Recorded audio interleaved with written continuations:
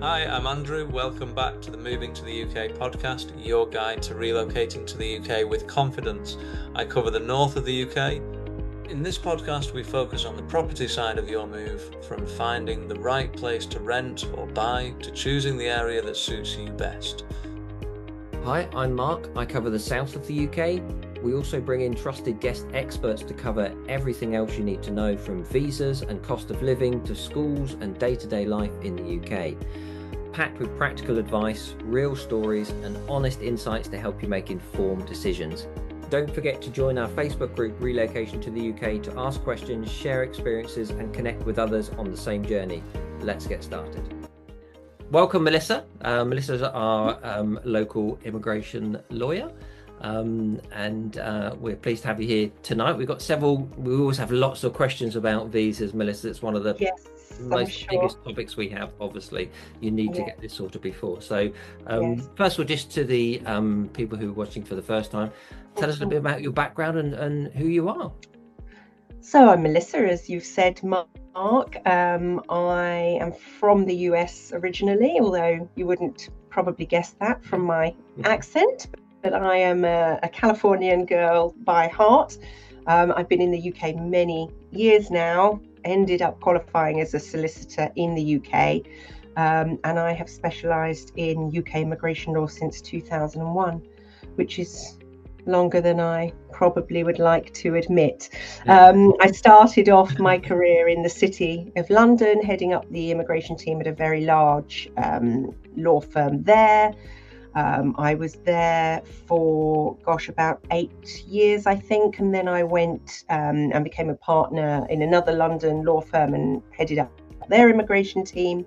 And then in 2016, I decided to be a bit more local, to cut out the commute. And so with the advent of technology, which means actually I can speak to people from anywhere, I've been working sort of without commuting into the city or central London since then, 2016. So that's my background in a nutshell, but I really do immigration all day, every day. No, that's great. That must be great to be now based from home as well with the children as well for everybody. I think that's the only good thing about COVID. It's helped us all out as well, isn't it? Yeah, I agree. And the reality is you can talk to anybody anywhere. I can always get to meet somebody in person. That's no problem. I've got offices in London, Hertfordshire. I've also got offices in Glendale in California. So it's always a pleasure to meet people in person, but often it's more convenient for clients just to hop online. So it works well. Exactly. So we've got many questions for you, but the first one we've got most of the people ask for: what's the first thing you'd need to do if you're looking to move to the UK? From an immigration perspective, absolutely the first thing you need to do is research your visa before you move. I have a lot of people who come to me after the event. They've packed everything, they've arrived on UK soil thinking that they can just get on with life. And then actually they realise that not only can they not apply for their visa from inside of the UK, but in some cases that they don't have a visa route that they can qualify for, and they've got to make some adjustments to their cash savings or whatever it may be to meet the visa requirements. So definitely number one is prioritize your visa in the same way that you prioritize where you're going to live, for example, because without a visa you're stuck. You can't come here for the longer term. I think we find that all the time, don't we? That we'll have these briefing calls and say, look, until you've got your visa, there's nothing we can do, and they're quite strict on it. I suppose. Is there any big hurdles that people come unstuck, Melissa? I imagine there's common things that people forget or don't look up, and is there any tips on? I think probably my two main tips are, first of all, to realize that visas take different forms. So there is no one size fits all visa that you can just apply for. So you have to think about your circumstances and what it is that you want to do when you come to the UK. Are you planning on working? Are you planning on studying? Are you not planning on working at all? So tip number one, have a think about which visa suits your circumstances. And then tip number two, I would say, is check out the standard processing times for whichever visa you choose, because some take longer than others. Some can be prioritized, some can't. So again, I get a lot of people who have realized that they need a visa, but they come to me having booked a non-refundable flight. And then when their visa is not ready in time, they've lost the cost of the flight. So I think that's tip two, is just wait. Unless you're getting a refundable flight, just wait and check out those timings before you take any non-refundable steps. Yeah, expensive mistakes. Yes, absolutely. And in the same way as we were saying, get your visa before you travel to the UK. If you don't do that, you're going to have to go back to your country of origin in most circumstances to apply for the visa, and then you're going to have to wait there until your visa is approved. That means another flight back, potentially rent if you've got no one to stay with because you've got no family, or you've sold up. You maybe by that time have a job offer in the UK that you think you can just start, but actually you can't, so you're not making any money. So all of these things are not just a potential headache, but yes, as you say, Andrew, an expensive headache. Very.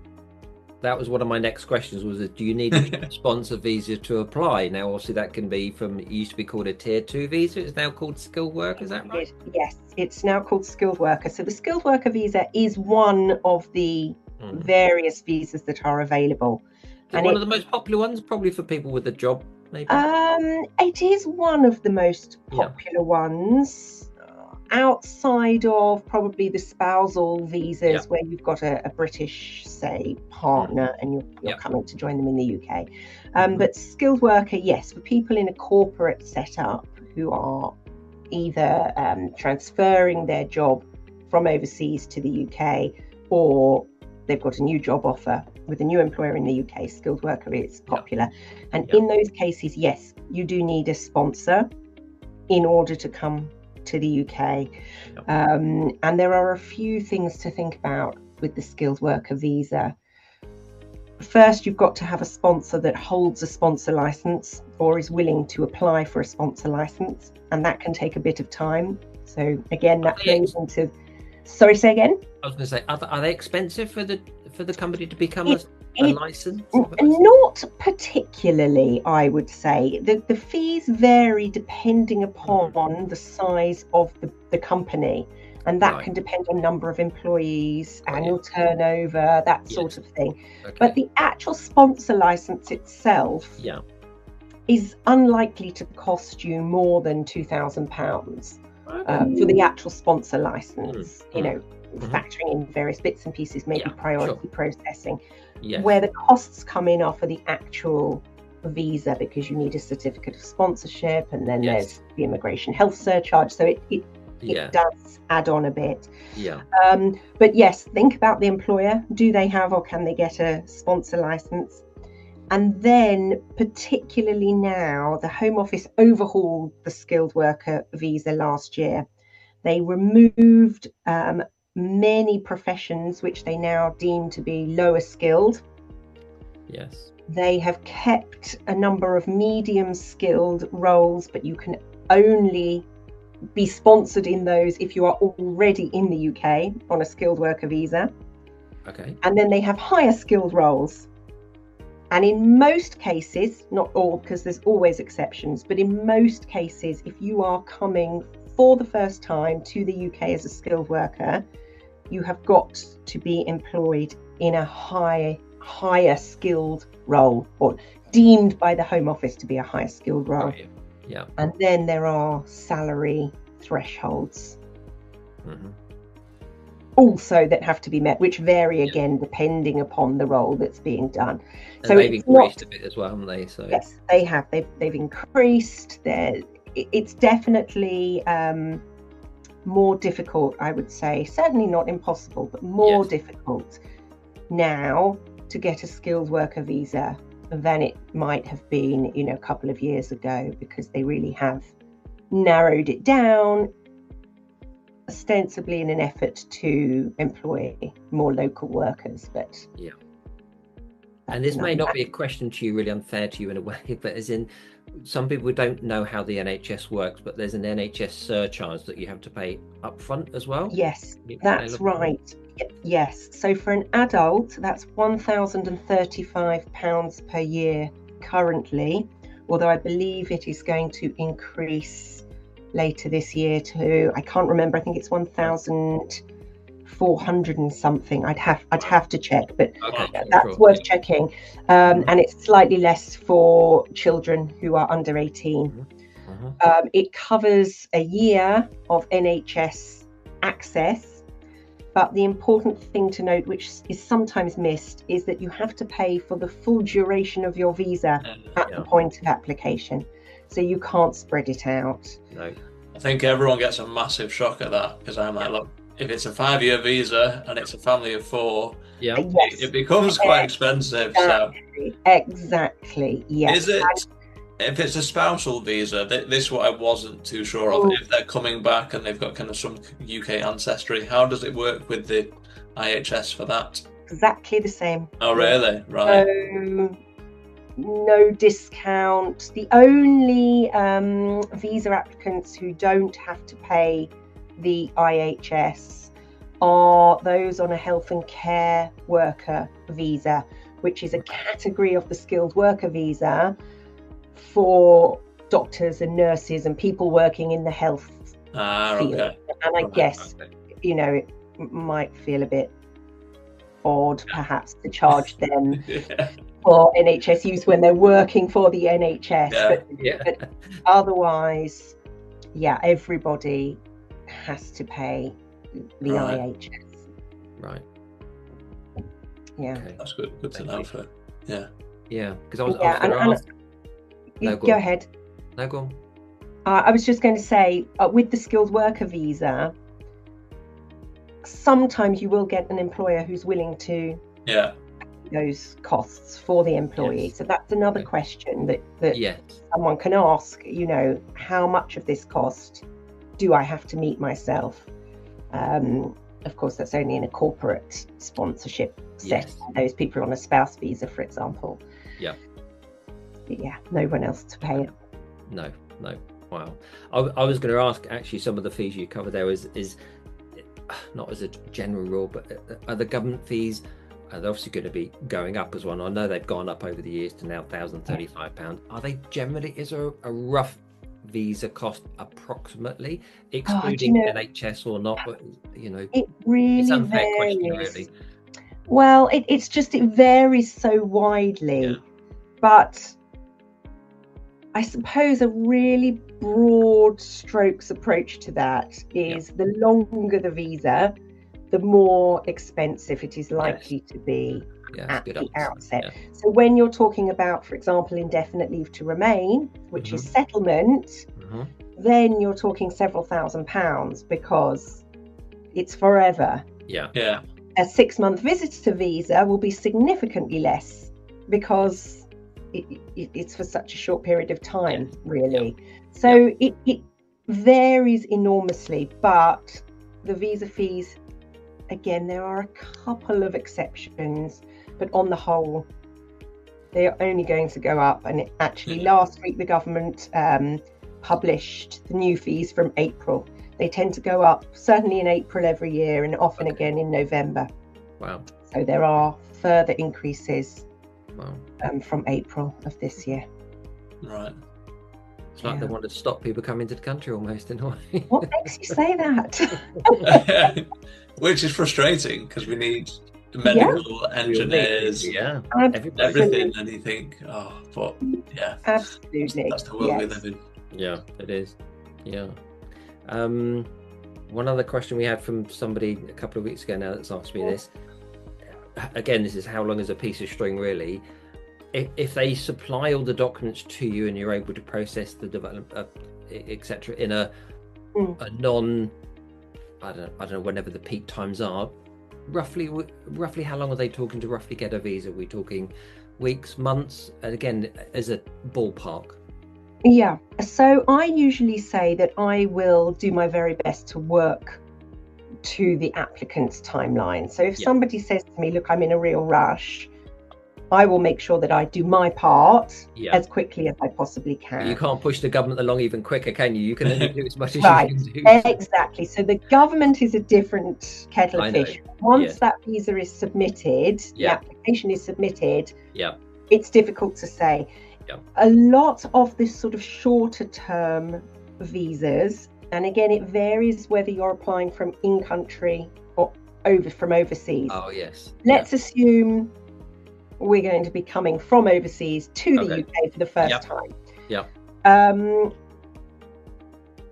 A lot of visas, the sort of corporate visas, usually have a standard processing time of up to 3 weeks, which actually isn't so bad. That runs from the applicant's biometric appointment, so that it usually takes anywhere from a few days to a week to get that biometric appointment, and then the clock starts ticking. You can pay an extra £500 to the Home Office, and they will reduce that 3-week processing time to 5 working days. So you can speed it up. For spouses and partners, it's slightly different. Standard processing is up to 60 working days, and priority processing is up to 30 working days. Now, what I would always say is these are guidelines, not guarantees. And if the Home Office decides it's going to take longer for whatever reason, there is very little that can be done. Eventually, you can submit something called a pre-action protocol, and without going into details, that is a legal mechanism to make the Home Office respond to you. But usually you have to be waiting a significant amount of time before you can poking. Yeah, don't poke the beast. Right. Suggest it. No, it's all about, just gently nudging them, sending polite emails, all these sorts of things, in the hope that somebody picks it up. But having said that, usually the processing times are, give a day or two, fairly accurate. I think that's what we find, to be fair. They're generally pretty good, really. Yeah, exactly. And if you compare that to some countries, for example, to get a visa to go from the UK to the US, you're going to be looking at significantly longer than that. Right. So it can be a tough wait, especially if your family's relocated already, for example, and you're waiting overseas to come and join them. It feels like an eternity. But in reality, and if you plan it well, if you know that this isn't going to happen overnight, actually the wait is not too terrible. Be prepared, like we all know. I think that really is the key. Like so many things to do with relocating, 100%. You can't just assume that things are going to happen in a certain way. You do really have to put in some time and effort to research your options, which works best for you, what might be viable for you, what might not be. So preparation is key, to quote a much used phrase. It is. No, it definitely is, I think, isn't it? And fail to prepare, prepare to fail. So we'll know that. Exactly. And, so I get that. I like the idea of the extra 3 weeks, Andrew. Maybe we can try and look at that one to expedite things. A separate subject altogether. I mean, often with the Home Office, if you pay them more money, they can speed things up. Make of that what you will. Some applications, if you submit them in the UK, if you pay an extra £1,000, they will do it within 24 working hours. Wow. So I suppose that's a good one for your employer, that if they really want you, there's options to get you here. Yes, well, yes and no. So that the super priority processing is only if that person is already in the UK and switching from one visa to another. 5 working days is, again, always caveats, but usually that's the quickest option if you're overseas and entering the UK on a visa. Right. Okay. Brilliant. UK government keeping you on your toes, Melissa, with moving goalposts and moving requirements. So I suppose that's say that. Absolutely. I mean, that's what we get visa questions a lot, don't we, Mark? And we always go, look, it's so complex. Speak to Melissa or speak. So I think because it's ever changing for a start, you know, it's always being overhauled. There's a whole host of changes coming up this year. Visa options disappear off the table overnight. Sometimes they're just withdrawn. And also I would say that the guidance that's published, although it's a helpful starting point, it's not always very clear. So it is always a good idea to take advice, but also I suppose the other thing I would always say is immigration advice is a regulated activity in the UK, and the person advising has to either be a solicitor or an authorised immigration advisor with an organisation called the IAA. It's always really important to check that whoever is giving you immigration advice is one of those two things, because it's one of those areas where there are unfortunately a lot of, let's call them sharks. You know, they promise the world, they can't give the world. There's a lot of, you know, just do your checks, be really careful. The Law Society publishes a register of solicitors. The IAA publishes a list of licensed immigration advisors. Always check that out. One very simple solution: contact Melissa. Yes. And that's it. And I will. I'll always be very pleased to help, you know, and I'll always be realistic as well. Let's see what we really can do here, and then once we've identified it, we can get on with it. I think you touched on it as well, Melissa, which we always do a consultation call, don't we, of sometimes it's affordability, and I think you have to be real from the very start to go, look, maybe you haven't accounted for cost of living in the UK, or maybe you haven't thought about jobs or salaries, and just consider before you actually make the move. Because for me, I don't want to, obviously, yes, we help people move, but we don't want them to move and be upset and realise they've made a mistake. So I think that's why the calls at the start very much so. It's really important, you know, to set everything out, and again, that's why I always try and encourage applicants to be very honest and open with me, because there can be things that people sometimes don't like to talk about. Perhaps, you know, they've had some legal issues in the past, or they may have had a bankruptcy, and all those things can cause a problem, or perhaps their earning capacity in their current country is totally different to in the UK, and there may be, exactly as you said, Andrew, there may be affordability issues. All these things have to be brought to the table and discussed, because otherwise, if they come up down the line, it's of no help to anybody, really. And I don't want somebody to get all this way and then realise that it's not going to work out for them. So really important. Well, it's been a very knowledgeable from my side, learning more about visas and immigration from you, Melissa. So definitely, we always love to have little snippets. We don't want to hear any more than that. We just want to pass to Melissa, because you've got to get this right. But no, it's like me and Andrew often get conversations with people saying, I'm looking to move here and live there and school there and this and like, and we they're off track, and you try and put them back on track because they want to live here but their work's over there. But why do you live there when your school's over here and things? And it just gives people free advice, and it's just great to sort of keep them, and we all get a nice warm feeling because we're helping people as well. Absolutely.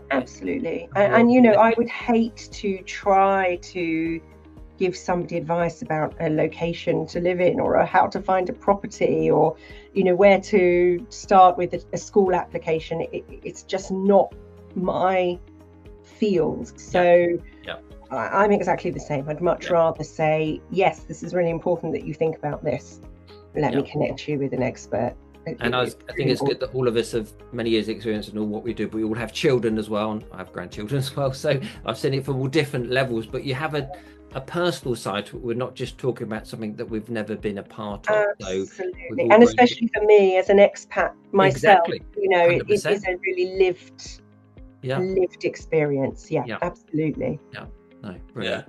Wonderful. Thank you, Melissa. I really appreciate your time. Yeah, thank you, Melissa. Thank you so much. You're most welcome. It's lovely to talk to you. We'll see you again soon. Thanks for listening to the Moving to the UK podcast with Andrew and Mark. If you found this episode helpful, make sure to follow the podcast so you don't miss the next one. And don't forget to join our Facebook group, Relocation to the UK, where you can ask questions, share your experience, and connect with others on the same journey. We'll see you in the next episode. Till next time.